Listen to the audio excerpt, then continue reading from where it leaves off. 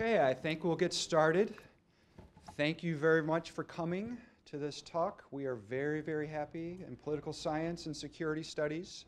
Extremely happy to welcome Jack S. Levy. He's the Board of Governors Professor of Political Science at Rutgers University. And by the way, we're recording this to put on our webpage for students who couldn't make it or who may be distant. So questions and discussion will be through this mic. But Jack Levy is one of the most prestigious IR scholars in the field today. He's been president of the International Studies Association, which is the preeminent association for the academic study of international relations and political science. He's been president of the Peace Science Society, which is probably the preeminent society studying international relations and conflict quantitatively. He's been a visiting professor at Harvard, Yale, you may have heard of these places, Columbia, Stanford. He's been on the editorial boards of all the leading journals. He's been multiple times on the editorial boards of the American Political Science Review, the Journal of Politics, International Studies Quarterly, and an article not too long ago, I think 4 or 5 years ago, and things have changed in 5 years in a positive way, noted that he was one of the 20 most cited scholars in international relations in the history of the discipline. So we are very, very, very excited and happy to have Jack Levy with us. And I'm going to share one thing. We talked about Harvard, we talked about Yale. I can guarantee you, everyone, that he has a K-State t-shirt in his bag he's taking home with him today, and he's going to represent back on the East Coast. So I turn it over to Dr. Levy. Thanks, Jeff. Thanks for that very kind introduction. Thank you all for coming. It's a great pleasure for me to be here. And we were walking through the Student Center earlier today, and I interrupted Jeff and I said, I want to go buy a t-shirt. So I've got one to take back. One of the old style ones with the old, yeah. Not the power cat. No. Anyway, so my talk today is on preventive war.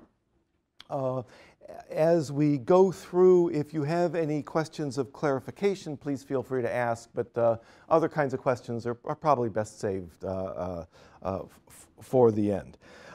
Preventive war is certainly a familiar concept to most historians. We generally define the concept, I'll get back to this, as the use of military force to forestall an adverse shift in relative power.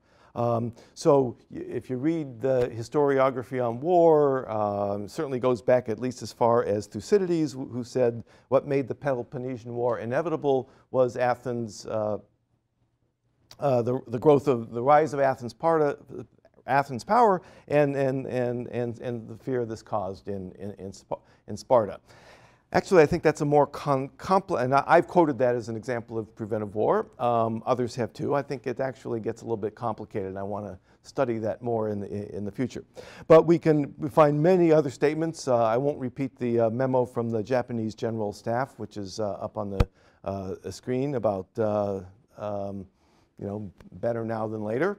World War I, German Chief of Staff von Moltke said in 1912, I believe war is unavoidable, and the sooner the better.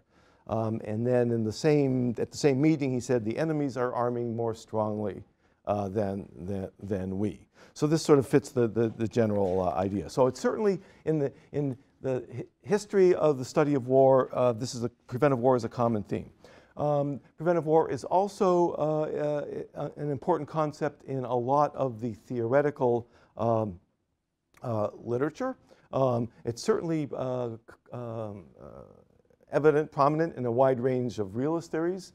Certainly balanced power theory, Morgenthau and many others talk about preventive war. Hegemonic transition theory, if you read Gilpin's book, he talks about preventive war. He described it at some point often the most attractive response to a power in decline. It fits nicely into power transition theory, Organsky, Kugler, Tamman, and others, although interestingly, most power transition theorists downplay the importance of the preventive war mechanism in the driving power transitions. Another kind of transition type theory, Dale Copeland's dynamic differential theory, preventive war is absolutely central there. Copeland is probably the most strongest advocate of this sort of preventive war argument. If we move away from realist theories and look at bargaining theory of war, and particularly the commitment problem in the bargaining theory of war, I mean, that's what it's basically talking about preventive war and other similar phenomena arising out of shifting power. And certainly just war theorists, international legal theorists talk about preventive war and preemption in the context of what they call a theory of anticipated self-defense, things like that. I think, however, that there are a number of analytic problems in the literature, theoretical literature on preventive war. There's, to begin with, just, oh, I guess you're ahead of me. Yeah, I'm sorry, I got lost here. So, I mean, there's confusion about what the concept means, how it differs from other forms of better now than later logic, including preemption. I'll talk about that in a minute. And I think there's there are a variety of preventive war strategies that are useful to distinguish, and the literature says very little about that. I think the theory is underspecified. Among other things, shifting power happens a lot. There's lots of rising adversaries out there. Usually war doesn't come about. So we want to know when it does, when it doesn't. So we need a more differentiated theory. I think there's, and this is, I think there's insufficient attention to strategic dynamics. It's sort of an irony, since preventive war is a strategy, and almost no one in the theoretical literature has said anything about this. Basically, the literature focuses almost exclusively on the preventer or potential preventer, and very little about the target and any kind of bargaining that might go on. I'll come back to that. Also, neglected almost entirely in the theoretical literature on preventive war, though I think historians may sort of touch upon this, is there's a very undifferentiated conception of power, or unidimensional conception of power. The question is, okay, one guy is stronger, the other guy is rising, the declining power wants to forestall this adverse shift in power, but they see power in sort of unidimensional terms. But certainly power is a multidimensional concept, and some scholars recognize this, but not in the preventive war literature. So that needs to be incorporated in. And also, I think there's insufficient attention to the role of individual level variables. So I'm going to talk about all these things. Some of this is building on some of my earlier work on this, but some is new. So really, this talk is an exercise in conceptual clarification.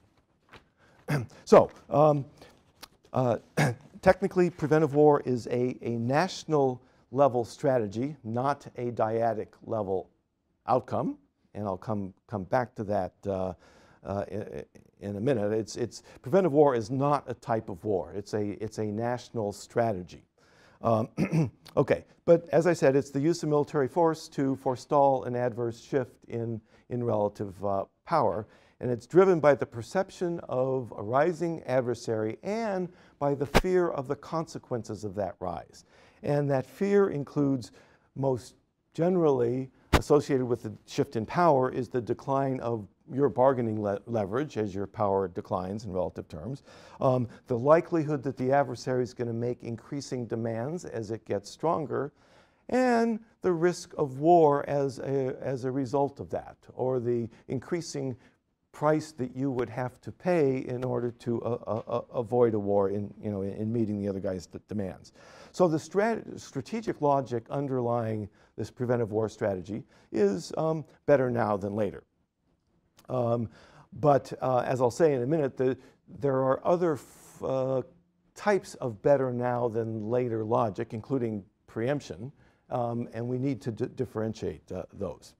So, but the basic aim of a preventive war strategy is to degrade adversary capabilities while the opportunity is still available and before your power continues to decline in relative terms. It's also, in clarifying the concept, it's also important to emphasize that the preventive war, that the issue, well, there isn't an issue. The issue is power. This is not a dispute about territorial conflicts or anything else. It's a dispute about dispute about power and the fear of this adverse shift in power. So it's really a pure, in its ideal type form, it's really a pure power model. Now, some scholars, so this is my conception of preventive war, and I'm conceiving it in somewhat narrow terms. There are some scholars who define it more broadly. In the broadest sense, preventive war is to prevent something worse from happening. I don't think that's very useful. Almost any foreign policy action is going to be to prevent something else from happening, and we need a more narrowly defined, differentiated concept. I mean, Dale Copeland, whose book is on the origins of major wars, is a very good book, but he includes preventive war. He includes the Cold War basically as a preventive war. And I think that's also sort of stretching the concept. For me, preventive war is it's a military response to a military security threat, which is not to say that these threats are always the most important threats. It's just I'm trying to devise a concept to label that kind of threat, and we can analyze it and then evaluate its weight. Okay, distinction between preemption and prevention. This distinction has been in the literature for quite a while, goes back at least as far as my 1987 article on declining power and the preventive motivation for war. But scholars and journalists and political leaders continue to confuse the concept. And they're sufficiently different that we really need different concepts for them. And part of the confusion, of course, more recently is, back in 2002, 2003, when President George W. Bush talked about his preemption in both in his national security strategy and also to sort of rationalize the war against Iraq. That is misleading because that was not an example of preemption, nor is the current discussion in the literature about possible Israeli attack against Iran. That would not be preemption either. I guess I should have laid out the table first before I said that, but hopefully it's clear. I think they differ on a number of dimensions. I mean, they're both forms of better now than later logic. But with respect to the timing of the threat, with preemption, the timing is imminent, and the source of the threat is an adversary strike. And when I say imminent, we're talking about days, whereas for prevention, we're talking about a decline in relative power. It's a more distant threat measured in a year or two or whatever. So in preemption, you strike first. Prevention, you don't necessarily have to strike first, but you want a war. You want a war for the purposes of degrading adversary capabilities. So whether you initiate a war or provoke a war is sort of secondary. You just want a war. the motivation in terms of preemption is to to secure first mover advantages, to gain the advantages of striking first, whereas the motivation in prevention is to degrade adversary capabilities. Some of if you were to ask political scientists, give me an example of a preemptive strike, I bet 80% of people would say, you know, Israel 67 preemptive strike against Egypt. With respect to prevention, probably a sort of a paradigmatic case would be the Israeli strike against the Iraqi nuclear reactor in 1981. The Israeli strike against the Syrian nuclear facility in 2007 is, you know, equally such a, you know, a pure case of that. So, as I said, in terms of different varieties of preventive war strategies, prevention doesn't require striking first. Germany, for example, and you'll see a lot of, I started with my, on the first page, that was Bismarck, Chancellor of Germany, and then a little later the Kaiser. A number of my examples are going to be from World War I. Though Moltke kept pushing for a preventive war, he also kept saying the attack must come from the Slavs. So in other words, he wanted a war, but he wanted Russia to basically be seen as starting it in order to shift the blame for the attack onto the Russians, which is important for two reasons. One, to try to gain support for the war domestically, especially from the Social Democrats who controlled the Reichstag and the money. But also to try to keep Britain out of the war, if at all possible. Okay. Another thing about a preventive war strategy, it does not necessarily require a full power transition. Even an adverse shift in power that comes part of the way can weaken one's bargaining leverage enough to create incentives for a preventive strike, particularly if it crosses some critical threshold of military power. And the most obvious one is nuclear power.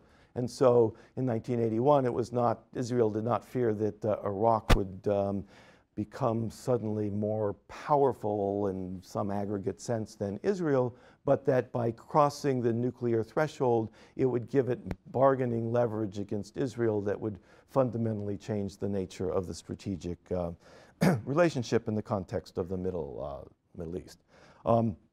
Also, we can talk not only about a preventive war strategy, but also preventive strike.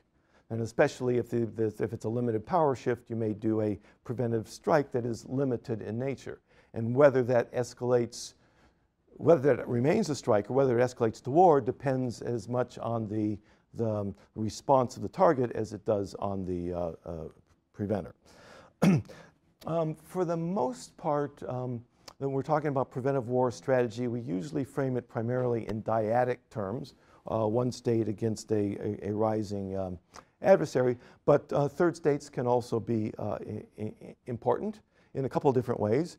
One, they can be part of the threat. In 1914, for example, Germany feared the rising power of Russia in the context of the Franco-Russian alliance. If it hadn't been for that alliance, the pressure for war now rather than later wouldn't have been so great because Germany was quite confident of being able to handle Russia a few years later, just not in the context of the Franco-Russian alliance. Also, third states can play another role in that they may be an ally that you want to protect. And a good example there, of course, is the United States and its Israeli ally and other allies in the Middle East influencing U.S. behavior, possibly in the Persian Gulf War of 1990-91 and possibly also in 2003. Though that raises a very interesting question of whether the influence of preventive logic in each of those cases was an important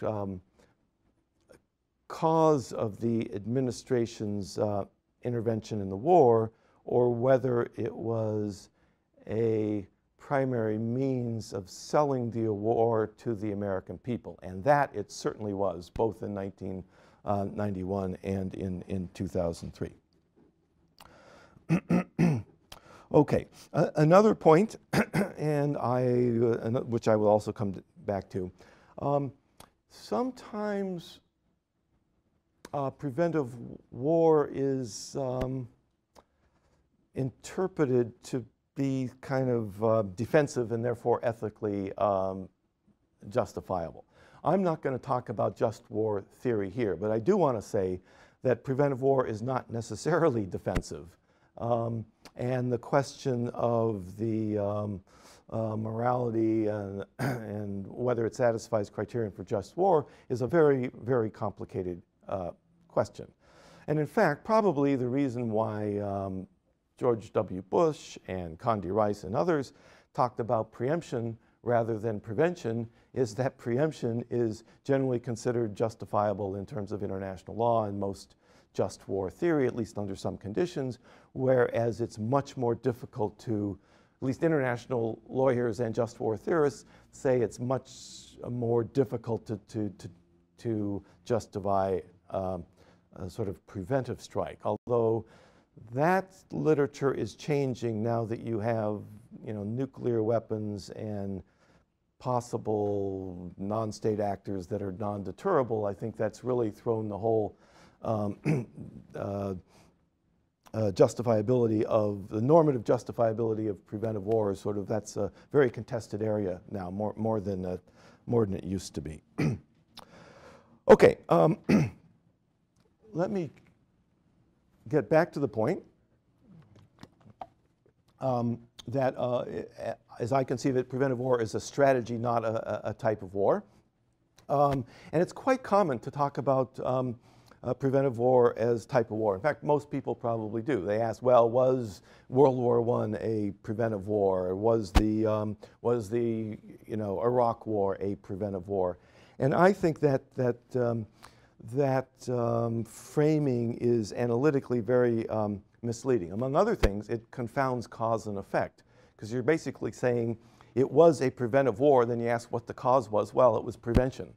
So that's not too useful. Also, it neglects the multi-causal nature of most wars, and if you call it a preventive war, you're sort of preempting, in a sense, the debate about what really caused the war and what was the role of the preventive motivation or preventive logic in the cause of the war. So to me, the dependent variable is war or non-war, and preventive logic or the preventive motivation is one of many possible causes, and one of our aim as analysts is to assess the relative weight of that causation. Another point, of course, is that talking about preventive war as a type of war basically fails to treat war as a dyadic outcome. Because usually, in addition to the multi-causal nature of the war, not only for a single state are there multiple causes of its decision to attack, there's also the response of the target and sort of the bargaining that goes on between preventer and target leading up to it. And to call it a preventive war sort of excludes anything going on the other side as a possible cause. So that's not very useful. Okay, as I said, the theoretical literature focuses almost exclusively on the behavior of the preventer and doesn't really talk about what the target's doing. Is the target trying, well, first of all, does the target have any sense at all that this preventive attack might be coming? And my suspicion is, historically, it has no clue. I mean, that's an interesting question to look at. But did Saddam Hussein, for example, in 1981, was he thinking, gee, Israel might be thinking that they have incentives to destroy my nuclear program? Now, after that case, people have learned, and certainly Iran is engaging in certain kinds of strategies, most prominently some form of concealment and protecting their weapons, trying to buy time as much as possible in their cat and mouse game with the West, et cetera. One thing that interests me, sort of a historical case, again, I'm interested in World War I. A lot of people say that the primary cause of World War I was Germany's preventive motivation for war before Russia got too strong. But if that was true, if Germany was driven by better now than later logic and what was better off fighting sooner rather than later, then it would seem that Russia would have been better off waiting, trying to delay. Yet Russia pursued a fairly aggressive strategy in 1914. And why is that? I think that's an interesting question, and we can talk about other cases as well. Well, the literature doesn't talk about these. I've asked a couple historians that question about, gee, why was Russia so aggressive, given if they'd only waited, they'd be in a much stronger position in 3 years? And the typical response is, gee, I never thought about that one. But it's, I think it's an interesting question. I want to pursue it at some point, though I'll have to do so without knowing the language. Okay, as I've been looking at this the preventive war stuff, and this is something that's certainly not in the literature. I'm wondering if it's useful to make a distinction between what I call a status quo preventive war strategy and a revisionist preventive war strategy. Almost all conceptions of preventive war, the basic implication is that the primary aim is to freeze the status quo. We're in decline. The other guy's rising, and presumably, since we've been stronger, presumably things are sort of arranged to our advantage. We want to freeze the status quo in face of the other guy's rise in power. But I think there may be another, but I don't think preventive war strategy is limited necessarily to that kind of situation. There may be if you're declining in power, you may want to initiate a war or provoke a war in order to degrade the adversary's capabilities, not for the purposes of freezing the status quo, but then will enable you to expand and achieve a more hegemonic position. So that would be a more offensive notion of a preventive war concept. I was talking to actually a graduate student up at MIT, and he suggested, when we were talking about the Russo-Japanese War of 1904 and sort of issues involved there.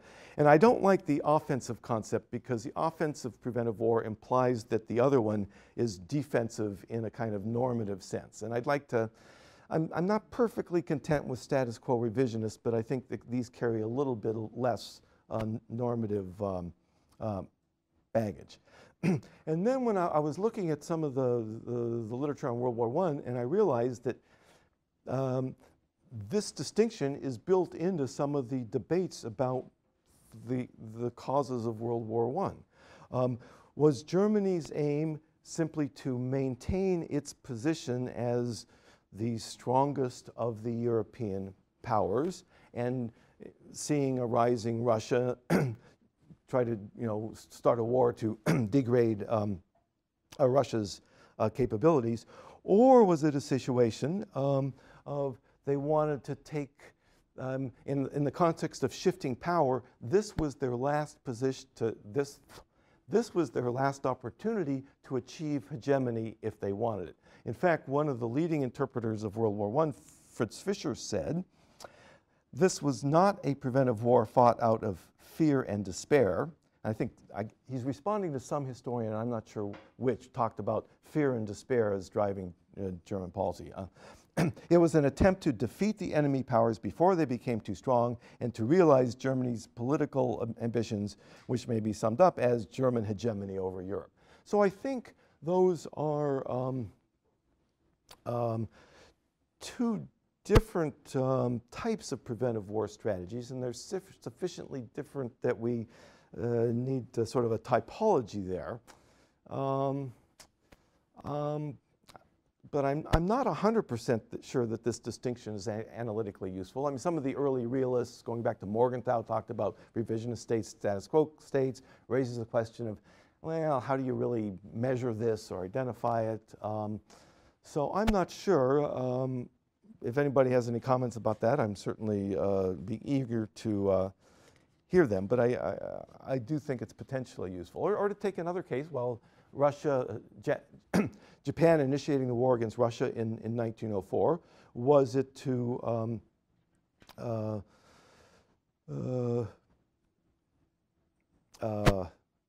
basically freeze the status quo, especially in the context of the Russian expansion of the Trans-Siberian Railway, which was nearly complete, which would enormously expand Russian power projection capabilities in the Far East, and Russia was building up the Far East fleet, and they were sort of two separate fleets, one a little bit north, one in the further south. They were going to unite those, and this was a kind of, some people argue, a preventively motivated war to defeat the Russians while it was still possible and freeze the status quo.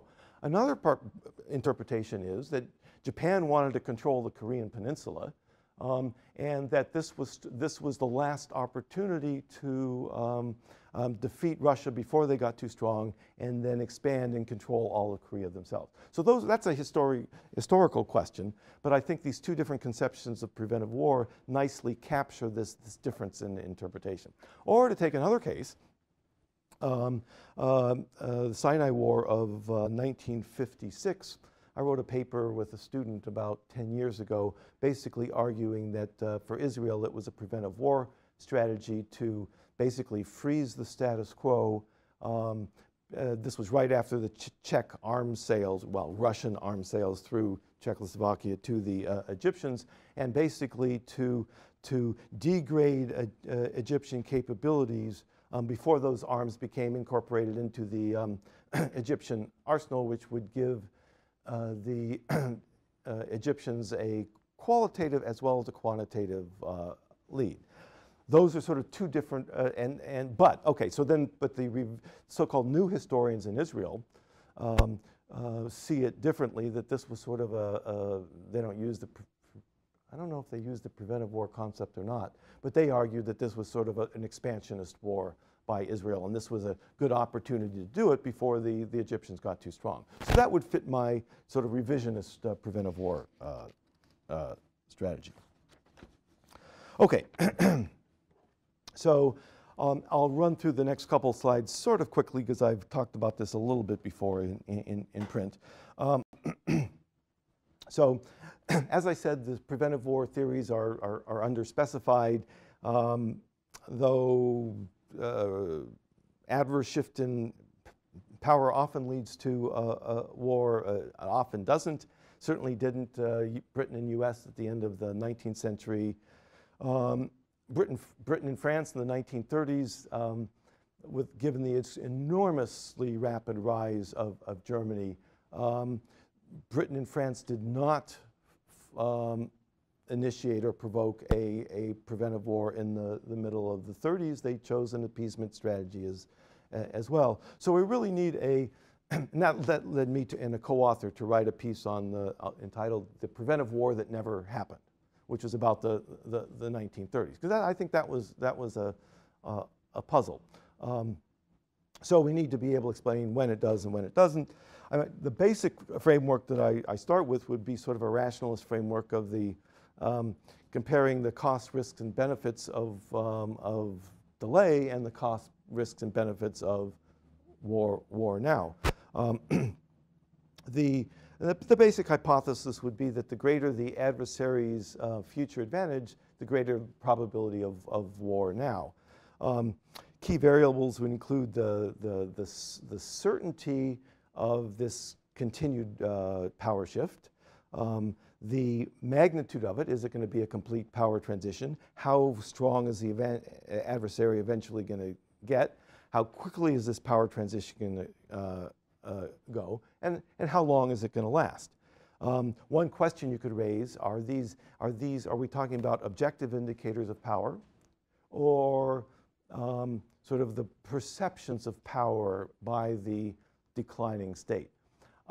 If you were going to, there was a nice piece by Douglas Lemke in International Interactions almost in 2003, I think, which looked at these as objective criterion, did a statistical analysis, and found that these kind of power shifts did not usually lead to a military strike. I thought that was useful. I tend to take a more perceptual approach, and trying to explain these outcomes, you need to look at the perceptions of the leaders and how they see the threat, how big it'll be, how quickly it'll emerge, et cetera. But it's not just purely a power model. There's other things that are involved. Certainly, one factor, I think, is the future hostility of the adversary. States in relative decline are going to make a distinction between adversaries, rising adversaries they think are going to be hostile in the future versus those they think they can live with. Certainly Britain at the end of the 19th century was not too worried about a rising United States, for example. So some key indicators there are, are you currently in a rivalry? Do you have a territorial dispute? How belligerent is the rhetoric of the other side? And that clearly, if you look at Iran, Israel, Iran today, certainly Iranian rhetoric about wiping Israel off the map is certainly a factor pushing in the direction of a preventive strike by Israel, though there's other things holding it back. Certainly another factor would be the probability of a future war. Also important, I think, are the existence of alternative strategies for dealing with the rising adversary. Do you have time to build up your arms? Do you have, what's the possibility of seeking allies, maybe sort of reconstructing your economy to deal with this future threat? And clearly for Israel today, the critically important variable is, can they rely on the United States to take care of this problem before it actually matures, or in principle, U.S. to extend its nuclear deterrent to contain Iran afterwards, though the Israelis, of course, are not content with the containment strategy, and President Obama has said many times, including his statement at the UN the other day, that containment is not an option. Whether he means it or not is another question, and the Israelis are certainly concerned about that. But the other thing about states considering preventive war strategy are the costs and risks of war now. Obviously, the greater the costs and risks of war now, the lower the probability of war. How confident are you that you can win the war, that you can block the adversary's rise? And even if you can block the adversary's rise, how long will that, can you do so? If your aim is to freeze the status quo by degrading adversary capabilities, how permanent is that, is that frozen status quo? That's clearly a major factor in in Israeli decision making, because the basic argument is that most, well, I don't know what their top secret information is, but a lot of people are arguing they're not going to be able to, they might be able to set back the Iranian program by, a year or two, but probably not longer. So that's certainly a factor, presumably working against a preventive strike. Then they're certainly concerned with systemic consequences, the impact on third states, U.S. and particularly in the Israeli case. One variable that some people have suggested is the question of legitimacy. How would a preventive strike be perceived as legitimate by the international community? One person who makes this argument strongly is Scott Silverstone in his book, I think it's Preventive War in American Democracy. It's a nice book, and he emphasizes the importance of legitimacy in U.S. decisions, because there was some discussion late in the Truman administration, early in the Eisenhower administration, about possibility of preventive attack against the Soviet Union before they could get nuclear weapons. And fortunately, that view did not get a whole lot of play. But Silverstone argues that legitimacy, or the lack of such, and that it was out of character with American democracy, that was a major factor at that time. It was very interesting in the Israeli case. Just last week in the Israeli papers, there was an interview with, I forget his first name, Yadlin, who used to be head of, I think it was Israeli military intelligence. And he said that he came out against an attack now. He said that attack would have very little legitimacy in the international system and would therefore be contrary to Israelis' interests.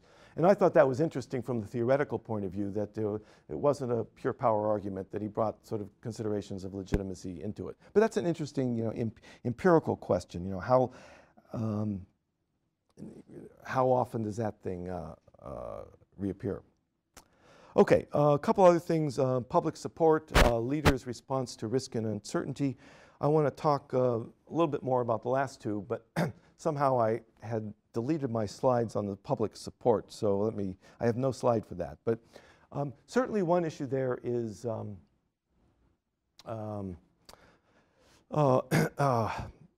regime type. Are democracies, Randy Schweller wrote a piece back in 1992, said that basically democracies do not fight preventive wars.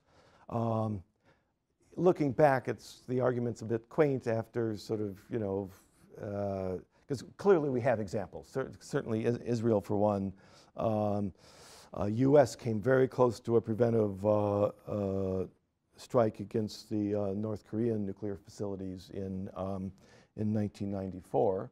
And it was interesting that Silverstone, who had emphasized the legitimacy argument back in the early 50s, said that had nothing to do with legitimacy. That was just a pure cost-benefit calculus, because any preventive strike against North Korea would have meant a major war on the North Korean peninsula, and that's why Clinton decided against it.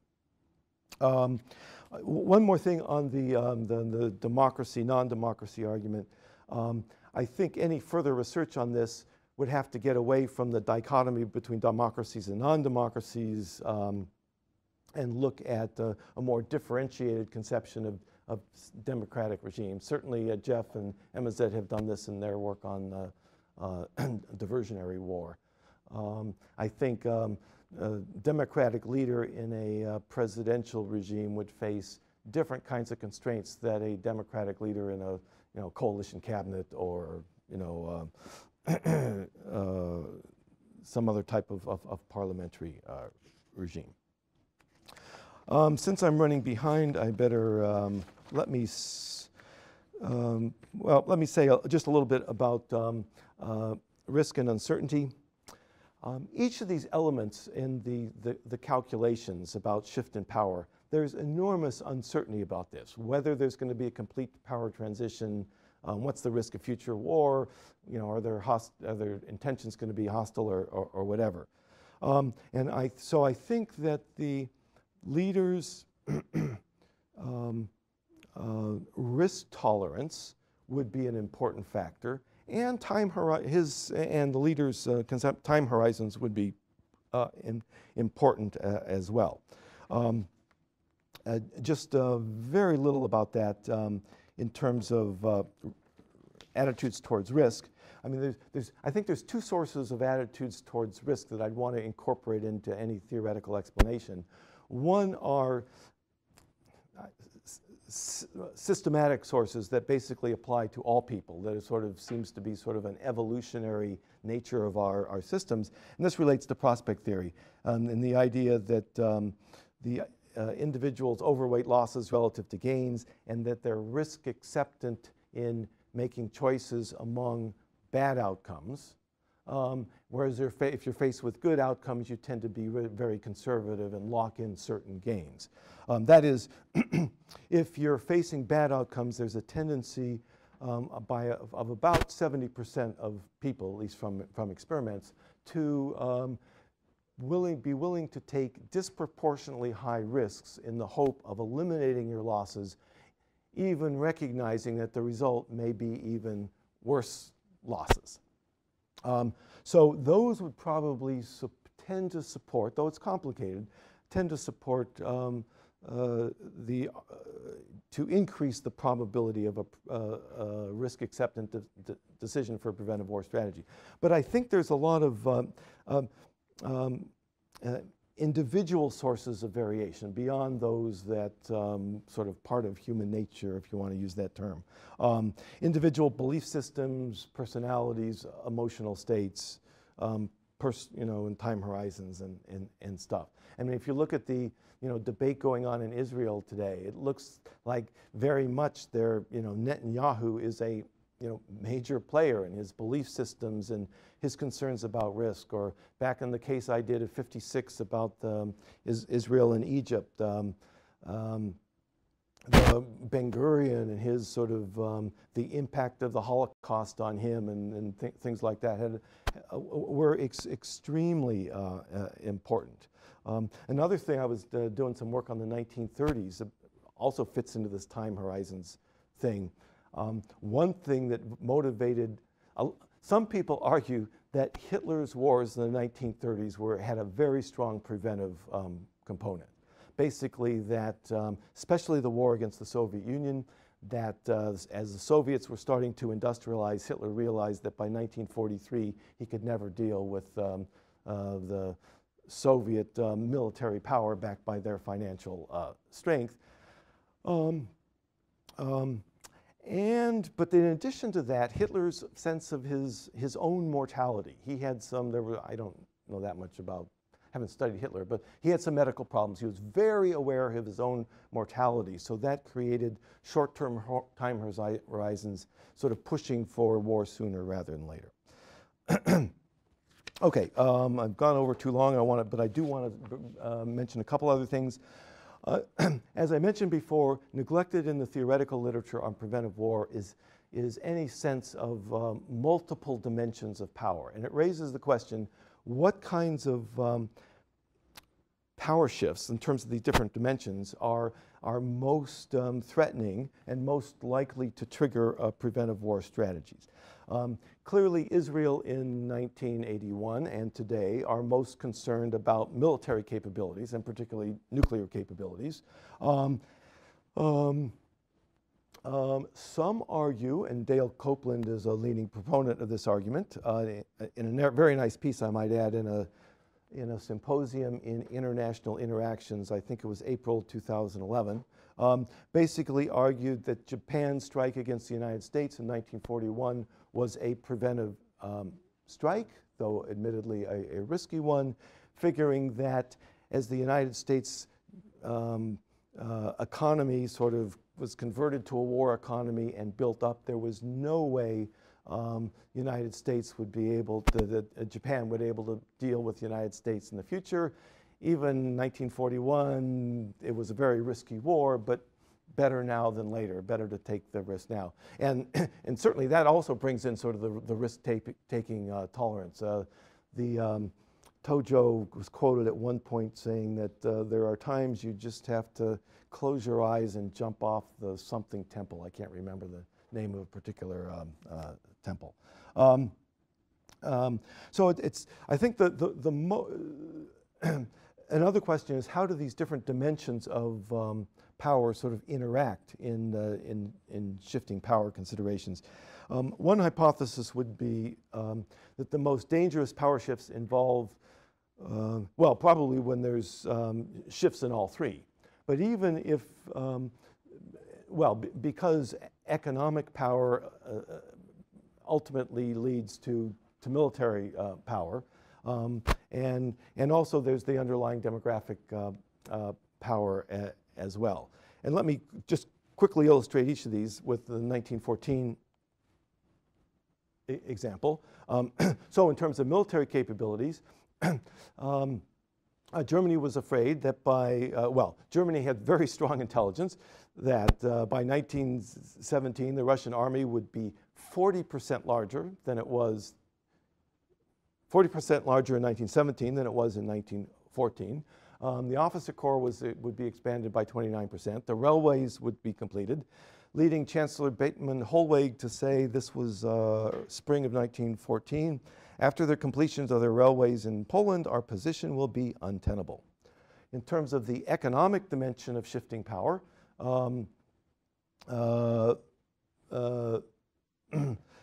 after the rest of that quote that I mentioned before, the enemies are arming more strongly than we, and he says, and our money is tied up.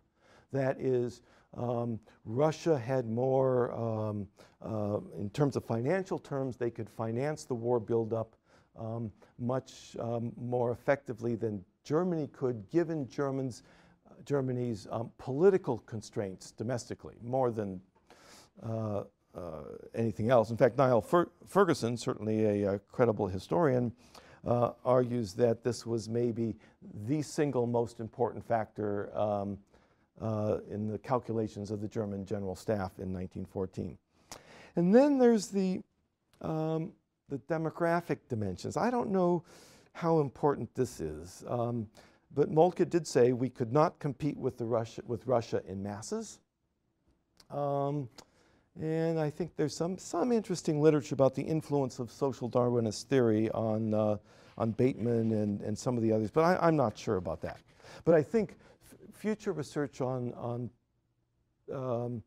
sort of preventive war needs to, whether it's qualitative or quantitative, needs to recognize these different components of power and not to treat power in the aggregate.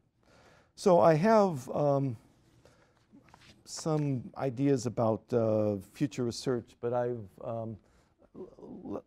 think it'd be best to move on to questions at this point.